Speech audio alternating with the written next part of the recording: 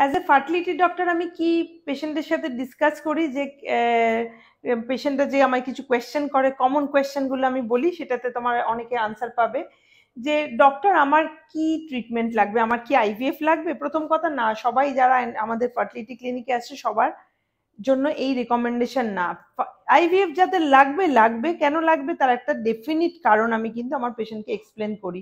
Either কারুর যদি ধরো টিউব ব্লক রইলো, বা কারুর হাজব্যান্ডের সিমেন এতটাই খারাপ, ন্যাচারাল কনসেপশন বা আইইউআই হচ্ছে না, বা কারুর যদি এরকমই কিছু থাকে যে এগ হয়তো ফুরিয়ে গেছে বা এত কম এএমএইচ যে সেখানে তার প্রেগনেন্সি আসছে না, এরকম কিছু একটা তো কারণ থাকবে যার জন্য আমরা আইভিএফ, অথবা কারণ নর্মালি মাসিক আসে না, এরকম একটা গ্রুপ অফ পেশেন্ট আছে, সেটা সিভিয়ার পলিসিস্টিক ওভারি এই গ্রুপও আছে, আবার পুর ওভারিয়ান রিজার্ভ বা প্রিম্যাচিওর ওভারিয়ান ফেলিওর যাদের মাসিক আসে না, আগে মেনোপজ হয়ে গেছে, এই গ্রুপও আছে। তাই এরকম বিভিন্ন যেগুলো কারণ আছে যার জন্য আইভিএফ লাগবে, সেই কারণটা আমার ফার্স্ট কাজ হয় যে এটা অ্যাসেস করা, পেশেন্টের কি কারণ আছে, তারপরে আমি আমার পেশেন্টকে এক্সপ্লেন করি কেন, যদি কাউকে আমি আইভিএফ রেকমেন্ড করি কেন রেকমেন্ড করছি, আর যাকে করি না অফকোর্স নর্মাল ট্রিটমেন্ট বা কিছু লাইফস্টাইল মডিফিকেশন এরকমও কিছু আছে যাদের ক্ষেত্রে কিছুই লাগছে না হয়তো পারসে কোনো ট্রিটমেন্ট, কিন্তু যার লাগছে তার একটা কারণ থাকবে। নাম্বার 2 হচ্ছে কস্ট।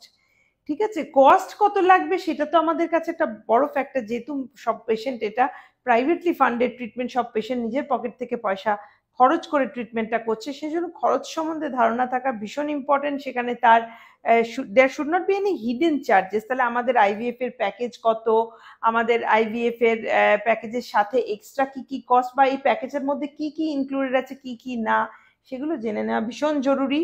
আর হচ্ছে কি জেনে নেওয়া জরুরি যে এখানে আমি আইভিএফ করছি, যেমন আমার সেন্টারে কত সাকসেস হতে পারে, জেনারেল সাকসেস কি হয় আইভিএফ এর, সেটা নিয়ে যেমন ডিসকাস করি, প্লাস পার্টিকুলারলি ওই পেশেন্টটা যার যে কারণে আমি রেকমেন্ড করছি তার সাথে সাকসেস কি হতে পারে, কারোর কম বেশি হতেই পারে, সেটাও কিন্তু ডিসকাস করে নেওয়া হয় আগে, যে তাহলে তার ইন্ডিভিজুয়াল সাকসেস কি হবে এবং সাকসেস বাড়ানোর জন্য আমরা কি করতে পারি।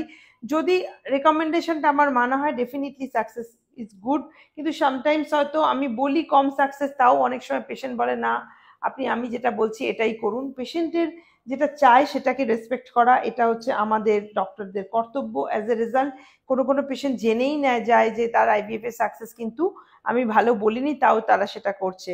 তো ইন দ্যাট কেস সেই ক্ষেত্রে সাকসেস রেট কম হলে সেটা মেনে নিতে হবে, আদারওয়াইজ কিন্তু এটা আগে থেকে এক্সপ্লেন থাকে। বা যদি কারোর আনএক্সপ্লেন, আমি বললাম যে আমি এরকম একটা পাবো, এত ভালো সাইকেল হবে, অথচ টু মাই সারপ্রাইজ দেখা গেল যে সেরকম ভালো এগ পেলাম না, বা স্পার্ম খুব খারাপ কাউন্ট এলো, বা কোনোভাবে এমব্রিও তৈরি হয়েও সেটা খুব সুন্দরভাবে ডেভেলপ করলো না, ফ্র্যাগমেন্টেড এমব্রিও হলো, তখন সেটা এক্সপ্লেন যে দেখো ভাই এটা আনএক্সপ্লেন্ড এই সিচুয়েশন এই হয়েছে, তার জন্য তোমার এই এই হয়েছে, এটা সাকসেস ভালো হবে হবে না, যদি ভালো করতে হয় তাহলে কি করতে হবে।